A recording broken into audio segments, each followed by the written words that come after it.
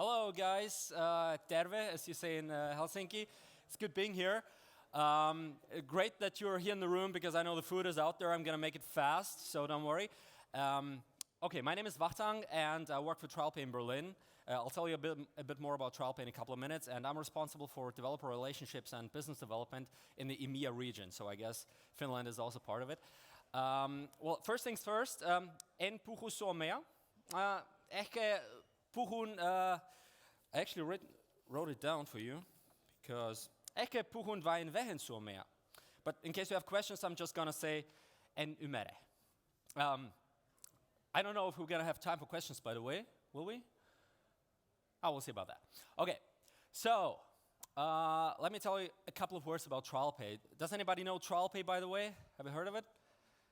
A couple of people, okay. So TrailPlay is an American, like California, San Francisco-based company, and since 2006 we have been doing monetization for apps, games, and software.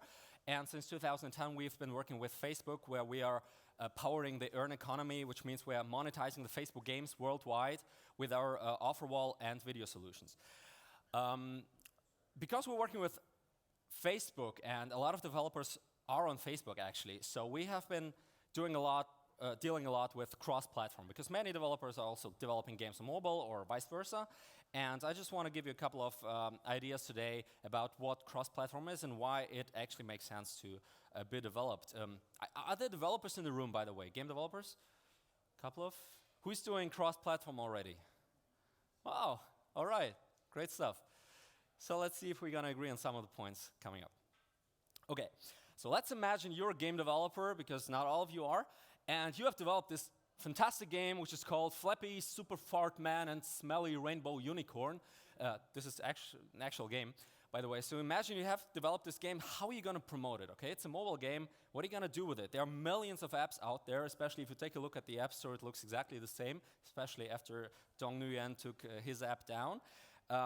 It's very competitive. It's a very crowded space, and it's difficult to get promoted. It's difficult to get any placements, or even user acquisition is difficult because there's just a few channels out there.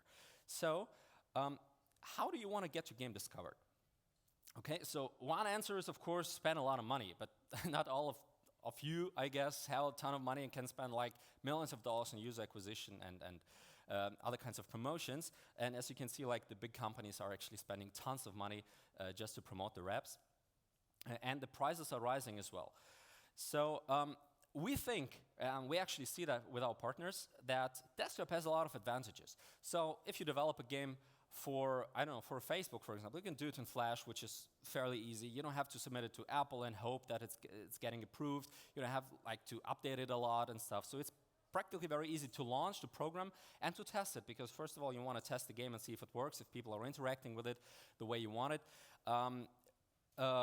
It's easier to promote because on Facebook, on Congregate, on Steam, for example, you have a lot of promotion possibilities where, if you want more information, we can chat about this later. This is much easier, actually, if you develop for desktop, because not many people are developing for desktop. Everybody's on mobile now. Everybody wants to do apps, but this is like two-sided coin. It's not always the best to go with the flow, I guess. And there are still a lot of people using computers at home, at work, wherever people are actually playing, and you want to reach all those people too, because not everybody has a phone or wants to play on a phone all the time, or on an iPad or a tablet. So you want to reach the people who are sitting maybe in the office during lunch break or during work and want to play as well. So we think, and we see also, that building an audience on platforms with less competition, as of Facebook, for example, which is a huge platform, there are millions of people playing. It's just a pity not to develop games for that platform, or also platforms like Steam or Congregate, where it makes a ton of sense to develop and be published. So, if you have a game and you want to deliver players, like you want to acquire users for that, there are a lot of ways to do this. And if we're talking about cross-platform, there is a way, for example, that we are also doing, just as Wuga is. They are sending their web, like Facebook players, to the mobile game. There is a feature which is integrated in Facebook, which you can use, which is called Play on Phone, which just sends you an SMS or an email with a link where you can just tap it on a mobile device and you can install the app on your mobile device. We have been doing this as well because we are like monetizing the games on Facebook, and we also have web to mobile campaigns to send web users to install mobile games, which is working great. So people accept it and it works very nice, and you get like a very fresh audience because it's not coming from mobile games. So this is a great way to promote your apps. But when you finish, like when you have a couple of users and players inside of your game, then it's time to think about how am I gonna like if I want to build a cross-platform game, how should I build it? Because you have to consider a lot of things. As you can see in this chart, people are playing in different places at different times for different purposes. And even from phone to tablet, it's a huge difference. It's also cross-platform already. Is anybody playing Hearthstone, Heroes of Warcraft here?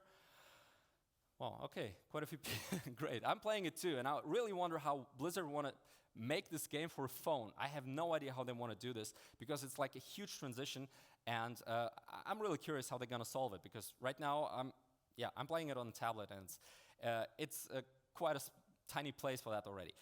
So you should be aware that people, like depending on what device they're playing, and computer or desktop is another device, people are different, they behave differently, they play for different reasons at different times and different places. So how do you want people to interact with your game? PopCap, a company I guess we all know, they have this game Bejeweled Blitz, which they launched on Facebook in 2009. And they're using a Facebook Connect feature in their mobile game as well to connect mobile users to the Facebook gamers, which is great because they see that 20% of their monthly users are actually using this feature.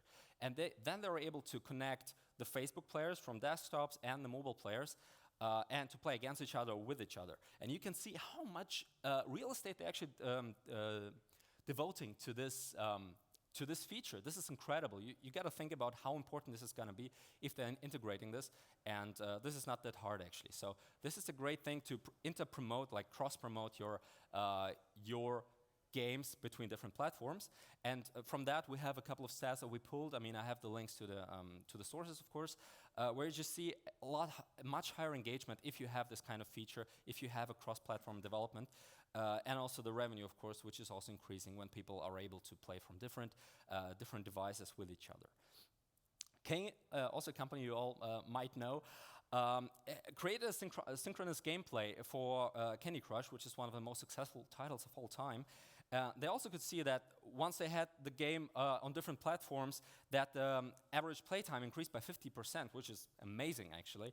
And they saw like double the engagement from all their users, which is great. King is, for example, a company which basically cloned the whole gameplay from web to mobile. What we're going to see with Wooga is slightly different. Wooga noticed when they released the game on the phone that it was easier to complete. So the scoreboards on the phones were much higher. People were able to complete higher scores on the phone. So what they did is like a little balancing. They changed the total number of tiles depending on the screen size, just to balance the game, which is a great way to increase the user experience, because otherwise everybody wants to play on the phone and be first. Kabam and Kixeye are more of the core gaming companies. So Kabam, when they released The Hobbit on mobile and they then ported it to web, they changed the gameplay significantly. So on mobile, for example, it was more strategic, it was more simplified, and on web it was like more